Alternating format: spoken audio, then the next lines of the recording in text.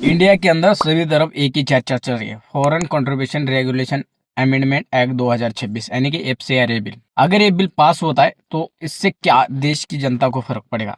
सबसे महत्वपूर्ण इस वीडियो को हमारे देश के दलित भाई, जितने भी आदिवासी भाई है और जितने भी ओबीसी समाज के भाई, इनको देखना चाहिए। सबसे खास करके ये वीडियो दलित भाइयों के लिए, क्योंकि हर बार इनके मन में यहाँ की अपोजिशन पार्टी राहुल गांधी कांग्रेस ने डर बैठाया कि मोदी गवर्नमेंट कॉन्स्टिट्यूशन इसको नहीं मानती। दलितों का शोषण किसने किया। देखो, एफसीआरए बिल इस देश के लिए क्यों महत्वपूर्ण है। पिछले कई सालों से हमारे देश के अंदर कई सारे बड़े बड़े प्रोटेस्ट हो चुके हैं और उस प्रोटेस्ट को कहाँ से पैसा आता था, कहाँ से फंडिंग होती थी, ये सबसे महत्वपूर्ण बात है। हाल ही में जंतर मंतर के ऊपर प्रोटेस्ट हुआ। आपने कई सारे ऐसे वीडियो देखे जिसके अंदर कई सारे लोग कहते थे कि दुबई से खाना आता था, कई बाहर देश से यहाँ पर पैसा आ चुका था और यहाँ के लोगों को अलग अलग तरीके से भड़काने का प्रयास किया जा रहा था। उससे पहले और एक उदाहरण दूंगा। ये हमारे देश के अंदर कुछ दिन पहले लद्दाख के अंदर एनवायरमेंट के नाम के ऊपर एक अनशन हुआ था। उसके अंदर सोनम वांगचुक थे, यानी कि दिल्ली जंतर मंतर के ऊपर जो अनशन के लिए व्यक्ति बैठा था वही उस अनशन के अंदर था। लेकिन उसके बाद उस अनशन को इस तरीके से प्रस्तुत किया और ऐसा भड़काया इस गवर्नमेंट के खिलाफ। वहां पर बीजेपी के कई सारे दफ्तर जलाए गए, बीजेपी के कार्यकर्ताओं को मारा गया, कई सारे पुलिस कर्मी जख्मी हो चुके थे। अब इसके अंदर सोचने वाली बात है कि जब इस अनशन के बाद इस व्यक्ति की जिसका नाम सोनम वांगचुक है, उस व्यक्ति को गवर्नमेंट ने अरेस्ट किया। अरेस्ट करने से पहले उसकी डिटेल्स निकाली। इसके दो एनजीओ है, एक सेकमोल नाम का जो एनजीओ है, उसके अंदर कई सारी विदेशी फंडिंग आ चुकी थी और उस फंडिंग के जरिए ये प्रोटेस्ट खड़ा था, ये हिंसा उसने की, ये साबित हुआ। उसके बाद इसको दिनों तक जेल के अंदर रखा गया था। अभी भी ये बेल के ऊपर बाहर है और बेल के ऊपर बाहर होने के बाद इसने दिल्ली के अंदर प्रोटेस्ट किया।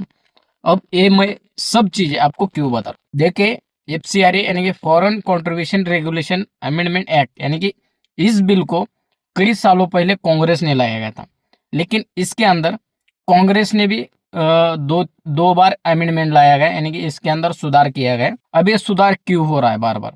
उसके बाद भाजपा इसके अंदर अमेंडमेंट और एक बार लाए। इसकी खास बात यह है कि हमारे देश के अंदर कई सारे एनजीओ है जो कि सामाजिक क्षेत्र के अंदर काम करते, कई सारे गरीबों के लिए काम करते, कई सारे पिछड़ा वर्ग के लिए काम करते, कई सारे SC ST कम्युनिटी के लिए काम करते, कई सारे एनजीओ ट्राइबल एरिया के अंदर जाकर काम कर रहे। अब इसके अंदर एक महत्वपूर्ण बात है, अगर वो गरीबों के लिए काम कर रहे, अगर वो दलित के लिए काम कर रहे, वो कोई बुरी बात नहीं। लेकिन इस एनजीओ को नाम दिया है सामाजिक कार्य का, शैक्षणिक कार्य का, लेकिन इसके रास्ते विदेशी फंड लिया जाता है। और इस देश के अंदर सबसे बड़े पैमाने में आप ये डाटा देके गूगल सर्च करके, इसके अंदर आपको इंडिया की कुल क्रिश्चियन आबादी का 17% इंडिया का दलित भाई है, यानी कि क्रिश्चियन दलित है। वो जो इंडिया का मूल निवासी है, जो इंडिया का ही व्यक्ति है, उस व्यक्ति को इन लोगों ने, जो कि 30% लोगों ने, 30 भी नहीं, यहाँ पर आकर इनका कन्वर्जन किया है। अब 100 में से 17% यहाँ के दलित भाई, ट्राइबल एरिया के आदिवासी भाई, इनका हिस्सा बन चुके। अब इसको रोकने के लिए अमित शाह द्वारा ये बिल लाने का प्रयास किया जा रहा है। सबसे पहली बात कि यहाँ पर एक कन्वर्जन रुक जाएगा। दूसरी बात कि हमारे देश के अंदर अब तक किसान आंदोलन होगा, कैसे दिल्ली के लाल किले की ओर बढ़ रहे थे, झंडा उतारने की बात कर रहे थे, भारत के झंडे जला रहे थे। अभी ये जंतर मंतर के ऊपर कई सारे देश विरोधी नारे लगे, कई सारे देश विरोधी लोग जो कि वहां के मंच के ऊपर गए, वहां से कई सारी आपत्तिजनक बातें की। उनके सीधे संबंध आप अगर चेक करेंगे तो आतंकवादियों से थे, इस देश को जो तोड़ने वाली बात करते उनसे थे। ऐसे लोगों को ये मंच दिया जाता है और उसके रास्ते से इस देश के युवाओं को एक झूठा नैरेटिव सेट करके उनको बहला के फुसला के उनका ब्रेन वॉश किया जाता है और उनको सड़कों के ऊपर लाकर उतारा जाता है। और उसके बाद इनका असली खेल शुरू होता है, हिंसा करना। और हिंसे के रास्ते आपने पिछले कई सालों में देखा होगा, बांग्लादेश, नेपाल के क्या हालत किए, वेनेजुएला के क्या हालत किए डीप स्टेट द्वारा, US द्वारा। उसी प्रकार ये लोग इंडिया के अंदर कई सालों से करना चाह रहे, लेकिन यहाँ की गवर्नमेंट इस देश का युवा, इस देश का हर एक व्यक्ति, हर एक महिला